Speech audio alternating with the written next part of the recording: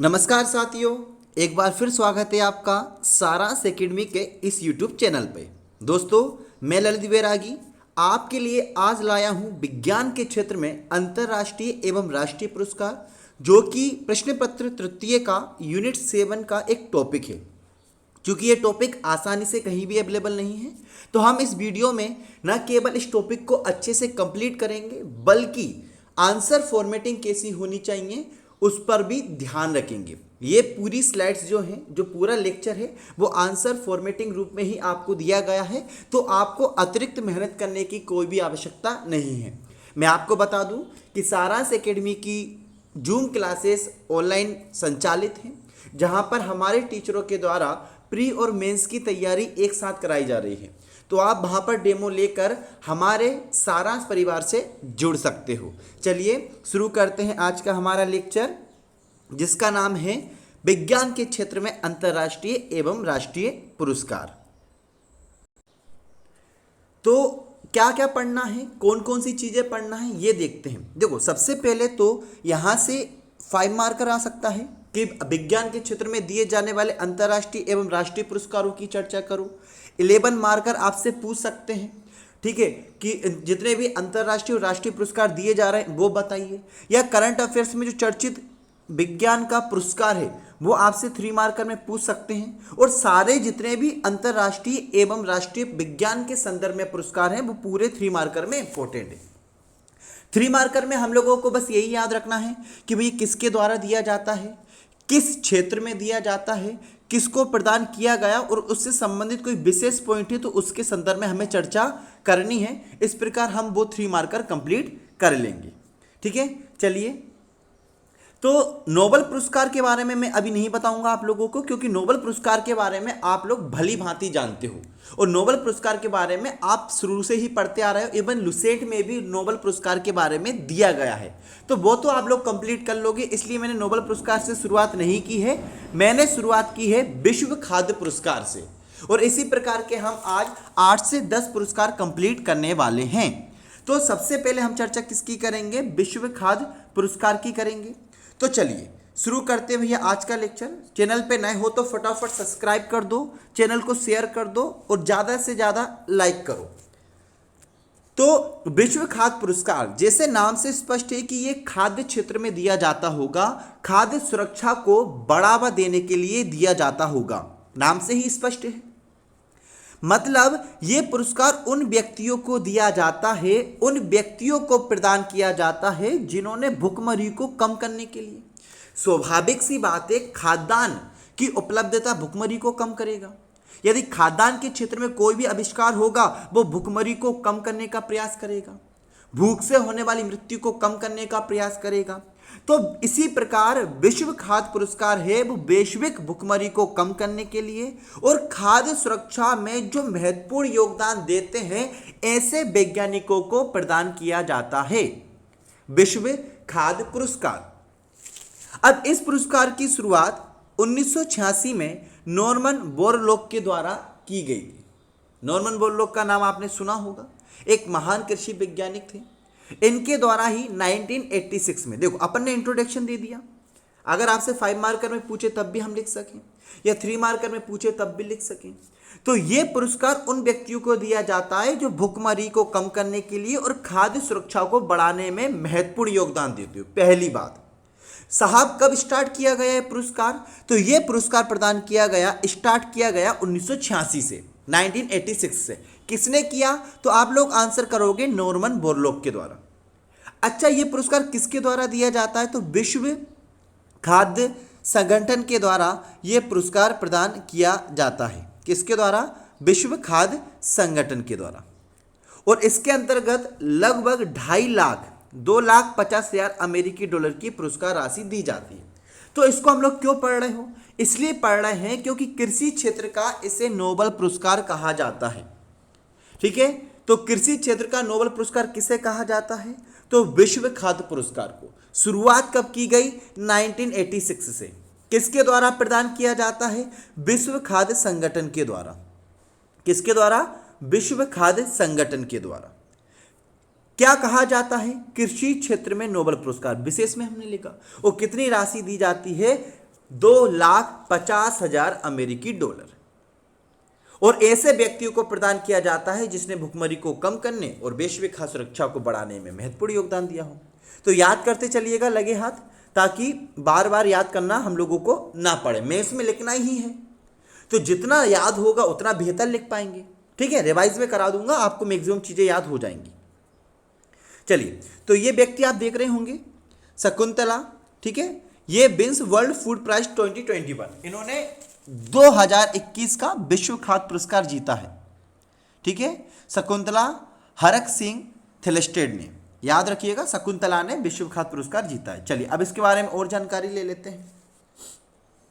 ये जो पुरस्कार है वो 1987 में एम.एस. स्वामीनाथन को मिला था। एम.एस. स्वामीनाथन का नाम आपने सुना होगा। भारत के एक महान कृषि वैज्ञानिक जिन्हें भारत में हरित क्रांति का जनक कहा जाता है, उनको सबसे पहले एम.एस. स्वामीनाथन को सबसे पहले प्रथम विश्व खाद्य पुरस्कार मिला था। अब 1986 में इसकी स्थापना हुई थी, तो ये पुरस्कार उन्हें कब मिलेगा?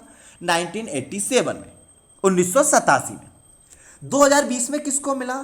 तो ये मृदा वैज्ञानिक है डॉक्टर रतन लाल। अब इनको 2020 का विश्व खाद्य पुरस्कार मिला। क्यों मिला? क्योंकि इन्होंने मिट्टी की गुणवत्ता में सुधार के लिए अनुप्रयोग किए। इन्होंने मिट्टी की गुणवत्ता के सुधार के लिए विभिन्न उपाय बताए, इसलिए 2020 का विश्व खाद्य पुरस्कार किसको मिला? डॉक्टर रतन लाल को मिला। तो डॉक्टर रतन लाल को 2020 का मिला। सबसे पहला किसको मिला? एम.एस. स्वामीनाथन को मिला, जो कि भारत में हरित क्रांति के जनक हैं। और 2021 का अभी मैंने आपको बताया कि एक पोषण वैज्ञानिक हैं जो कि भारतीय मूल की, शकुंतला से स्पष्ट है कि भारतीय मूल की है।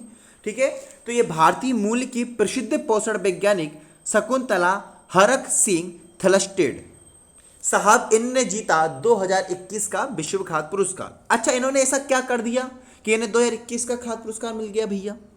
तो समुद्री भोजन और खाद्य तंत्र, समुद्री भोजन, समुद्र में रहने वाले जो जीव होते हैं जो भोजन का कार्य करते हैं, और समुद्र के क्षेत्र में जो खाद्य तंत्र है, फूड सिस्टम है, उसके लिए इन्होंने उसके समग्र और पोषण के प्रति संवेदनशील दृष्टिकोण विकसित किया इन्होंने। इसलिए इनको 2021 का विश्व खाद्य पुरस्कार मिला शकुंतला हरक सिंह थिलेस्टेड को।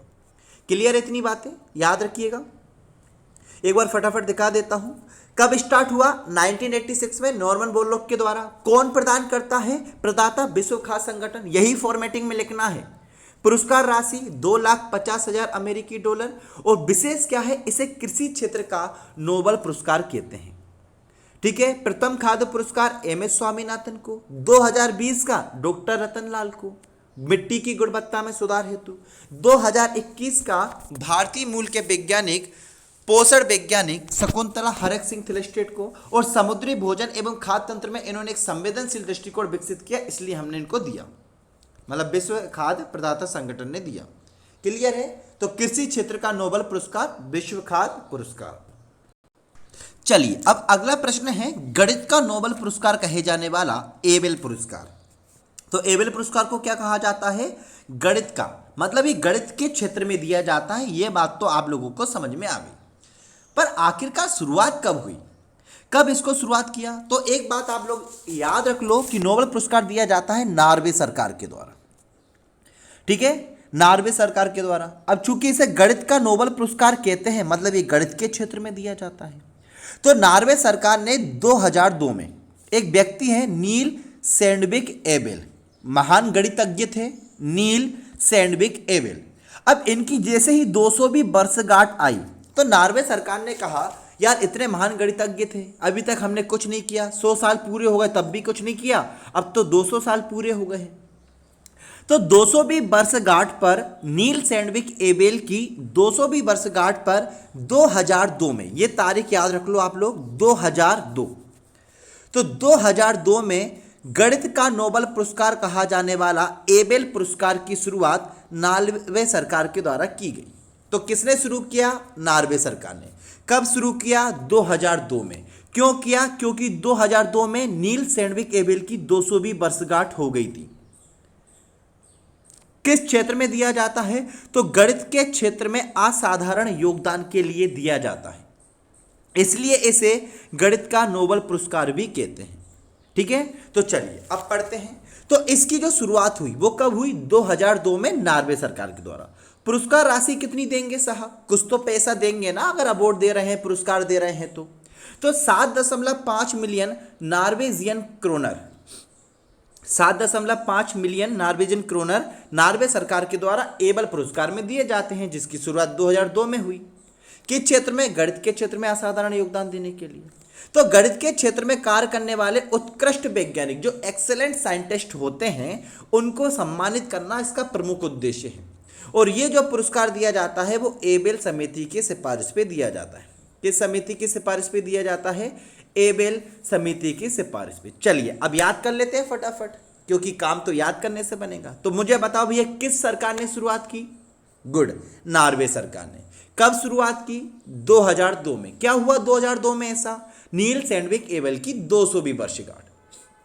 अच्छा, पुरस्कार राशि कितनी प्रदान की जाती है? सर ये तो 7.5 मिलियन नॉर्वेजियन क्रोनर। किस क्षेत्र में दिया जाता है एबेल पुरस्कार? क्योंकि इसे गणित का नोबेल पुरस्कार कह रहे हैं हम लोग, तो ये गणित में असाधारण योगदान के लिए दिया जाता है। इसका उद्देश्य क्या है? तो गणित के क्षेत्र में कार्य करने वाले उत्कृष्ट वैज्ञानिकों को सम्मानित करना। किसकी समिति की सिफारिश पे दिया जाता है? तो एबेल समिति की सिफारिश पे यह प्रदान किया जाता है। अच्छा, 2021 में किसको मिला सर? तो 2021 में यह पुरस्कार 2 लोगों को प्राप्त हुआ। एक लासलो लोबास एवं एबी विजर्डसन। तो एबी विजर्डसन और लासलो लोबास को यह पुरस्कार 2021 में प्रदान किया गया। क्लियर है? एबी डिविलियर्स याद मत करना भैया, ये एबी विजर्डसन हैगा। एबी विजर्डसन याद करिए और लासलो लोबास याद करिए। तो इनको 2021 का नोबेल पुरस्कार, गणित का नोबेल पुरस्कार कहा जाने वाला एबेल पुरस्कार मिला, शुरुआत 2002 से। और इन्हें कितने रुपए मिले होंगे? इन्हें मिले होंगे 7.5 मिलियन नॉर्वेजियन क्रोनर। समझ में आई वाली बात? अच्छा, इन 2 महानुभावों को एबेल पुरस्कार क्यों दिया गया? तो सुनो, इन्होंने क्या किया। इन्होंने theoretical computer science and discrete mathematics में उनके मौलिक योगदान के लिए दिया। मतलब जो कंप्यूटर साइंस के क्षेत्र, कंप्यूटर साइंस और गणित का संबंध, एक दूसरे के जो किस प्रकार अंतर संबंध है कंप्यूटर साइंस में और मैथमेटिक्स में, किस प्रकार मैथमेटिक्स का प्रयोग कंप्यूटर साइंस में किया सकता है, तो उसमें मौलिक योगदान के लिए मॉडर्न मैथमेटिक्स, आधुनिक गणित के क्षेत्र में योगदान देने के लिए इन दोनों को एबेल पुरस्कार प्रदान किया गया है, लासलो लोबास एवं एबी विजर्डसन को। क्लियर है? चलिए, तो ये क्या था हमारा एबेल पुरस्कार। सब रिवाइज करा दूंगा, मैं याद करा दूंगा, बस लास्ट तक वीडियो को देखते रहो। पीडीएफ अवेलेबल करा देंगे टेलीग्राम ग्रुप से। टेलीग्राम की लिंक डिस्क्रिप्शन में दी गई है। साथ ही आप लोग एमपी की रियासतें पढ़ सकते हो, लोक प्रशासन पढ़ सकते हो, एमपी की वीडियोज भी डली हुई है और काफ़ी टू दी पॉइंट और एग्जाम की दृष्टि से ही आपको पढ़ाया जा रहा है। अन्य संस्थानों की तरह गुमराह करने का कोई भी प्रयास हमारे द्वारा नहीं किया जाता है। हम वो चीज़ प्रदान करने में विश्वास रखते हैं जो वास्तविकता में आपके कार्य आती हो। चलिए, अगला है भैया ट्यूरिंग पुरस्कार। अगला कौन सा है? विश्व खाद्य पुरस्कार पढ़ा हम लोगों ने, इसे कृषि क्षेत्र का नोबेल पुरस्कार कहते हैं। एबेल पुरस्कार पढ़ लिया हमने, एबेल पुरस्कार जिसे हम गणित के क्षेत्र का नोबेल पुरस्कार कहते हैं। अब कंप्यूटर की बारी। अब किसकी बारी? कंप्यूटर की बारी। ठीक है, चलो। तो अब कंप्यूटर के क्षेत्र में एक वैश्विक सम्मान प्रदान किया जाता है, वैश्विक पुरस्कार प्रदान किया जाता है, जिसे आप और मैं ट्यूरिंग पुरस्कार के नाम से जानते हैं। अच्छा, एलन ट्यूरिंग का नाम आप लोगों ने सुना होगा। एलन ट्यूरिंग का भैया कंप्यूटर के क्षेत्र में महत्वपूर्ण योगदान है। कंप्यूटर के विकास में एलन ट्यूरिंग, जो कि एक कंप्यूटर साइंटिस्ट थे, उन्होंने महत्वपूर्ण भूमिका निभाई। अब ये केवल कंप्यूटर साइंटिस्ट नहीं थे, मैथमेटिक्स भी थे। तो अब ट्यूरिंग पुरस्कार कंप्यूटर के क्षेत्र में दिया जाता है, तो स्वाभाविक सी बात है, अपन क्या बोलेंगे कि यह पुरस्कार कंप्यूटर के क्षेत्र में अभूतपूर्व योगदान के लिए दिया जाता है। किसकी याद में दिया जाता है? तो आप लोग बोलोगे सर एलन ट्यूरिंग की याद में दिया जाता है। तो एलन ट्यूरिंग की याद में एक संस्थान है और उस संस्थान का नाम आप लोग याद रखिए, एसोसिएशन ऑफ कंप्यूटर मशीनस। क्या है उसका नाम? Association of computer machines. तो एसोसिएशन ऑफ कंप्यूटर मशीनस के द्वारा एलन ट्यूरिंग के याद में एक सम्मान प्रदान किया जाता है कंप्यूटर के क्षेत्र में, जिसे ही हम ट्यूरिंग पुरस्कार कहते हैं। अच्छा सर, ये तो आपने बता दिया कंप्यूटर के क्षेत्र में एलन ट्यूरिंग की याद में, पर शुरुआत कब हुई ये तो बता दो हमें। तो तो भैया लोगों सुनो, तो इसकी शुरुआत 1966 से हुई। कब हुई? 1966 से। 1986 से कौन से पुरस्कार की शुरुआत हुई थी? विश्व खाद्य पुरस्कार। 2002 से किसकी शुरुआत हुई? एबेल पुरस्कार की। ट्यूरिंग पुरस्कार की शुरुआत कब से हुई? 1966 से। ठीक है, 1966 से इसकी शुरुआत हुई और इसे कंप्यूटर विज्ञान के क्षेत्र का नोबेल पुरस्कार कहा जाता है। 1967 में यह पुरस्कार पहली बार मॉरिस बिल्किस को दिया गया था, है ना। 1966 से शुरुआत हुई तो पहला पुरस्कार कब मिलेगा? 1967 में। 1967 में मिलेगा और यह पुरस्कार प्रदान किया गया मॉरिस बिल्किस को। ठीक है, तो मॉरिस बिल्किस को पहली बार 1967 में यह पुरस्कार प्रदान किया गया। अच्छा, कितने अमेरिकी डॉलर प्रदान किए जाते हैं? तो 10 लाख अमेरिकी डॉलर। कितने? 10 लाख अमेरिकी डॉलर इसके अंतर्गत प्रदान किए जाते हैं।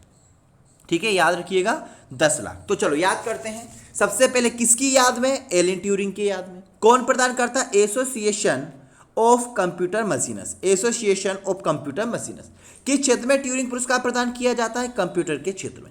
कब से शुरू हुआ? 1966 से। कितनी राशि? 10 लाख डॉलर। क्या कहा जाता है? कंप्यूटर क्षेत्र का नोबेल पुरस्कार।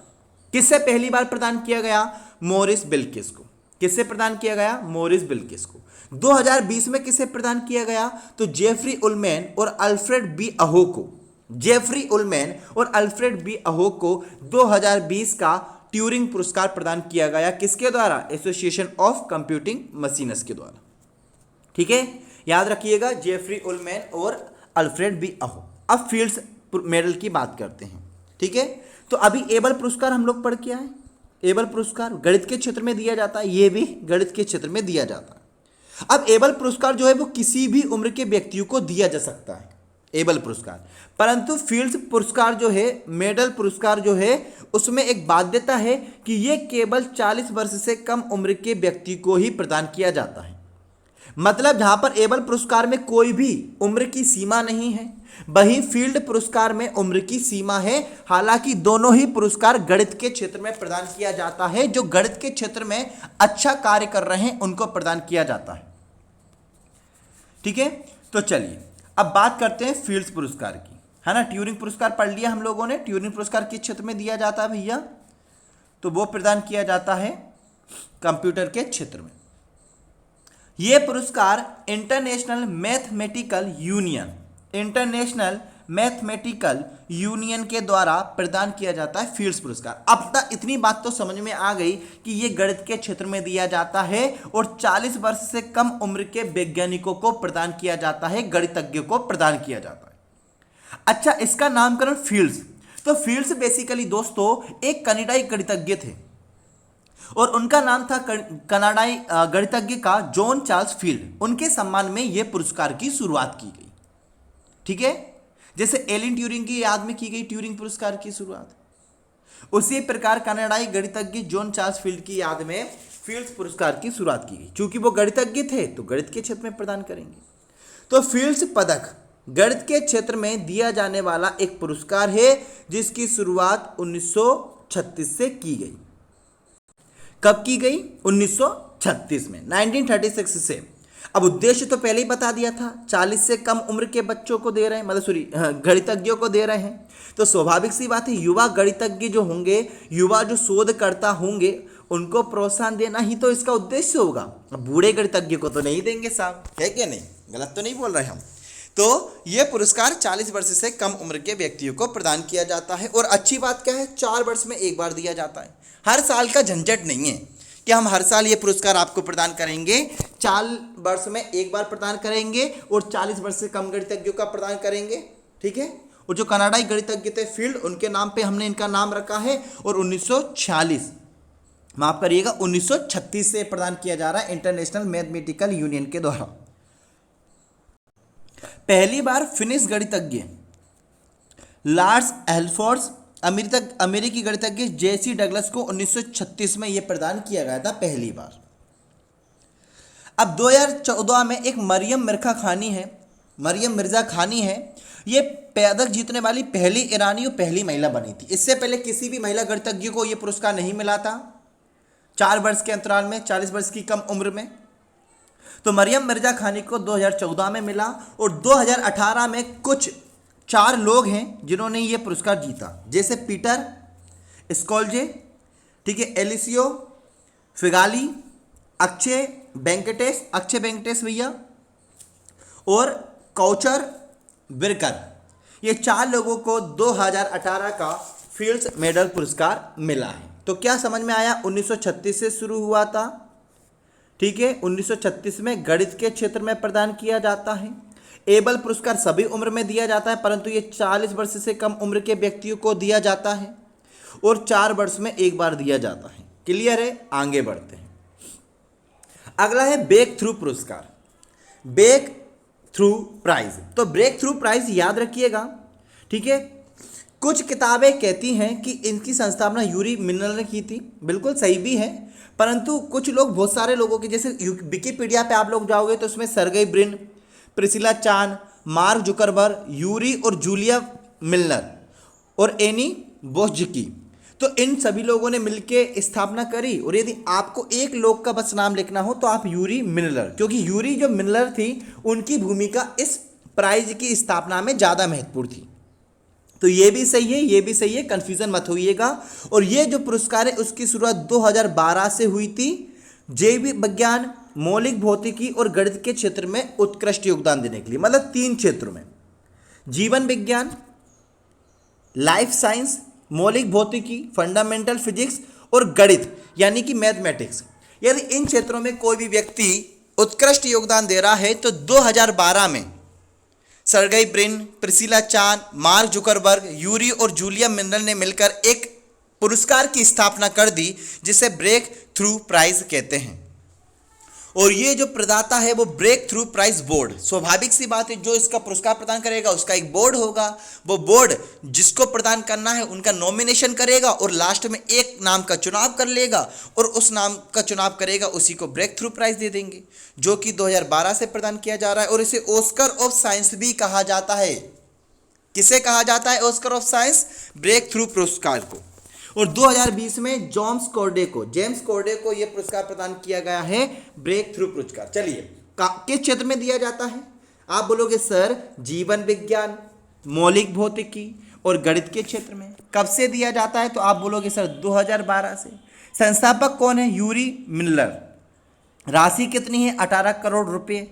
किसके द्वारा प्रदान किया जाता है? तो ब्रेक थ्रू प्राइज बोर्ड के द्वारा। और 2020 में जेम्स कॉर्डे को यह प्रदान किया गया है और इसे ऑस्कर ऑफ साइंस भी कहा जाता है। बेसिस फॉर्मेटिंग देख रहे हो आप, कितने कम शब्दों में अपन किसी भी पुरस्कार की डायमेंशन कवर कर रहे हैं। लगभग 6 डायमेंशन हम लोग यहाँ पे कवर कर रहे हैं।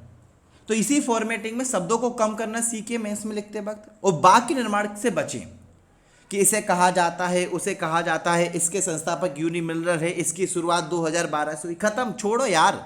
संस्थापक डेस करके एक नाम, शुरुआत डेस करके एक नाम, राशि डेस करके एक नाम। ठीक है, तो Oscar of science breakthrough prize 2012। अब बात करते हैं भैया किसकी? वोल्फ अवार्ड की। यदि आप लोगों को वीडियो पसंद आ रही है तो शेयर कर दो यार फटाफट, लाइक कर दो, चैनल को सब्सक्राइब करो, जूम पर भी क्लास अटेंड करो, वहाँ पर आपको रोज आंसर राइटिंग कराई जाती है, PDF अवेलेबल कराई जाती है। अपने दोस्तों को बताओ, है ना। प्री और मेंस की क्लासेस और MP की रियासतें, समाजशास्त्र, लोक प्रशासन की क्लासेस भी जूम पर संचालित की जा रही हैं, तो ज्वाइन करिए।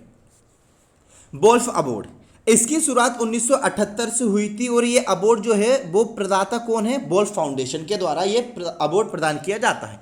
बेसिकली वोल्फ फाउंडेशन एक इजराइल की संस्था है और इसी इजराइल की संस्था के द्वारा 1978 में एक अवार्ड की स्थापना की गई जिसे आप लोग वोल्फ अवार्ड कहते हैं। क्या कहते हैं? वोल्फ अवार्ड कहते हैं। और ये कृषि, रसायन विज्ञान, गणित, चिकित्सा, भौतिकी और कला में उत्कृष्ट उपलब्धियों के लिए दिया जाता है। ठीक है, अगर मैं बात करूं तो इसके द्वारा लगभग $10 लाख की पुरस्कार राशि प्रदान की जाती है वोल्फ फाउंडेशन के द्वारा, जो कि इजराइल का एक फाउंडेशन है। और ये नोबेल पुरस्कार के बाद भौतिकी और रसायन विज्ञान का दूसरा सबसे महत्वपूर्ण अवार्ड है। नोबेल पुरस्कार के बाद अगर भौतिकी और रसायन विज्ञान में सबसे प्रतिष्ठित कोई पुरस्कार है तो वोल्फ अवार्ड है भैया, जिसकी शुरुआत 1978 में इजराइल की एक संस्था वोल्फ फाउंडेशन। क्लियर है वोल्फ अवार्ड के बारे में। चलिए अब बात करते हैं भैया यूनेस्को अवार्ड के बारे में।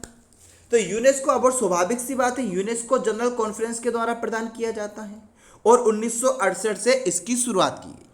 पर यह क्या करता है, ये ऐसे क्षेत्रों में जो दूरस्थ एवं पिछड़े क्षेत्र होते हैं यूनेस्को, उसके क्षेत्र में यदि किसी ने शिक्षा, स्वास्थ्य और अभियांत्रिकी के क्षेत्र में कोई अच्छा कार्य किया हो, कुछ नवीन शोध संस्थान किए हो, अनुसंधान किए हो, नवोन्मेष किए हो, तकनीकी को बढ़ावा दिया हो, तो ऐसे क्षेत्रों में यूनेस्को जनरल कॉन्फ्रेंस के द्वारा 1968 से यूनेस्को अवार्ड प्रदान किया जा रहा है। ठीक है, तो शिक्षा, स्वास्थ्य एवं अभियांत्रिकी के क्षेत्र में दूरस्थ एवं पिछड़े स्थानों के लिए किया गया तकनीकी नवोन्मेष 1968 से। लश्कर पुरस्कार की बात करें तो ये चिकित्सा विज्ञान क्षेत्र में प्रदान किया जाता है, मेडिकल साइंस में दिया जाता है। कहाँ दिया जाता है? मेडिकल साइंस में। इसकी शुरुआत 1945 से हुई और ये भी लास्कर फाउंडेशन के द्वारा दिया जा रहा है। किसके द्वारा? लास्कर फाउंडेशन के द्वारा ये प्रदान किया जा रहा है। ठीक है, अल्बर्ट लास्कर और उनकी पत्नी थी मेरी बोडार्ड लास्कर। ठीक है, अल्बर्ट लास्कर और उनकी पत्नी मेरी बोडार्ड लास्कर ने इस सम्मान की शुरुआत की, उनके द्वारा ये स्थापित किया गया, इसलिए इसे लास्कर पुरस्कार कहते हैं, लास्कर फाउंडेशन के द्वारा। और लगभग $2.5 लाख की राशि इसके अंतर्गत द्वारा दी जाती है। 2021 में कुछ लोगों को मिला है। ठीक है, इनको देख लेते हैं। जिसे कार्ल को मिला, पीटर हैगमैन को मिला, डाइटर को मिला, ठीक है, कैटलिन को मिला और डेविड को मिला। ये कुछ व्यक्ति कार्ल, पीटर, डाइटर, कैटलिन और डेविड, इनको 2021 का क्या मिला है? लास्कर पुरस्कार मेडिकल साइंस में। किस साइंस में क्षेत्र में भैया? मेडिकल साइंस में, चिकित्सा विज्ञान में। शुरुआत कब से? 1945 से। यूनेस्को की शुरुआत 1968 से। क्लियर है? चलो बहुत बढ़िया, लिखते चलिएगा, नोट्स बनाते चलिएगा। इतने अच्छे फॉर्मेटिंग में आपको कहीं भी नहीं मिलेंगे, पहले ही बता दें हम। अल्बर्ट आइंस्टीन पुरस्कार। अल्बर्ट आइंस्टीन के बारे में आप लोगों ने सुना होगा, E=mc², है क्या नहीं? बिल्कुल सुना होगा। प्रकाश विद्युत प्रभाव की व्याख्या अल्बर्ट आइंस्टीन के द्वारा की गई थी। तो उन्हीं की याद में, अल्बर्ट आइंस्टीन की ही याद में भौतिकी के क्षेत्र में एक पुरस्कार की शुरुआत की गई 1951 से। कब से? 1951 से 1951 से भौतिकी के क्षेत्र में, फिजिक्स के क्षेत्र में जो वैज्ञानिक अच्छा काम करेगा, हम उसे अल्बर्ट आइंस्टीन पुरस्कार प्रदान करेंगे। पर कौन यह प्रदान करता है? तो लुइस रोजा स्ट्रॉन्स मेमोरियल फंड द्वारा। लुइस और रोजा स्ट्रॉन्स मेमोरियल फंड के द्वारा 1951 से भौतिकी के क्षेत्र में अल्बर्ट आइंस्टीन पुरस्कार प्रदान किया जा रहा है। तो मैं अगर पूछूं, बताओ अल्बर्ट आइंस्टीन पुरस्कार की शुरुआत कब से हुई? तो आंसर क्या करोगे? 1951। किस क्षेत्र में दिया जाता है सर? भौतिकी के क्षेत्र में। और किसके द्वारा प्रदान किया जाता है? तो लुइस और रोजा स्ट्रॉन्स मेमोरियल फंड के द्वारा। अब विश्व विज्ञान अकादमी पुरस्कार की बात करें तो यह पुरस्कार 1982 से the world academy of sciences के द्वारा प्रदान किया जाता है ऐसे व्यक्तियों को जिन्होंने वैज्ञानिक अनुसंधान के क्षेत्र में उत्कृष्ट योगदान दिए हों। तो प्रारंभ कब से? 1982 से। प्रदाता कौन है? The world academy of sciences. और क्षेत्र क्या है साहब? वैज्ञानिक अनुसंधान के क्षेत्र में उत्कृष्ट योगदान देने के लिए। ठीक है, विश्व अकादमी पुरस्कार। अब बोन कर्मण पुरस्कार के बारे में चर्चा कर लेते हैं। बोन कर्मण पुरस्कार भी 1982 से ही प्रदान किया जा रहा है, जब से विश्व अकादमी पुरस्कार प्रदान किया जा रहा है। ये इंटरनेशनल अकादमी ऑफ एस्ट्रोनॉटिक्स के द्वारा प्रदान किया जाता है ऐसे व्यक्तियों को जिन्होंने विज्ञान के किसी भी शाखा में आजीवन उपलब्धियों अर्जित की हों। किसी भी शाखा में, विज्ञान की किसी भी शाखा में जिन्होंने आजीवन उपलब्धियों के लिए ये प्रतिवर्ष पर ईयर ये प्रदान किया जाता है। 1982 से इंटरनेशनल अकादमी ऑफ एस्ट्रोनॉटिक्स के द्वारा बोन कर्मण पुरस्कार प्रदान किया जाता है। तो ये कुछ अंतर्राष्ट्रीय पुरस्कार थे। नोबेल पुरस्कार के बारे में आप लोग डोसेंट से पढ़ ही लोगे, तो उसको तो कोई खास इश्यू नहीं है करने में। ठीक है, तो वो आप लोग कंप्लीट कर लोगे। उम्मीद है ये वीडियो आपको काफ़ी हेल्पफुल रही होगी, काफ़ी मददगार साबित होगी। सबसे महत्वपूर्ण बात है फॉर्मेटिंग में आपको नोट्स प्रोवाइड कराना। कोई भी आपको फॉर्मेटिंग में प्रोवाइड नहीं कराता है। अब आपको ज़्यादा दिमाग लगाने की आवश्यकता नहीं होगी फॉर्मेटिंग में। 2 बार इस वीडियो को देख लोगे तो इजीली चीज़ें भी याद हो जाएंगी, है ना। और यूनिट 7 और बाकी सारे मेंस के हम वीडियोस डालते रहते हैं, तो भैया चैनल को तो सब्सक्राइब कर दो, ठीक है। चलिए, बहुत बहुत धन्यवाद। जय हिंद, जय भारत।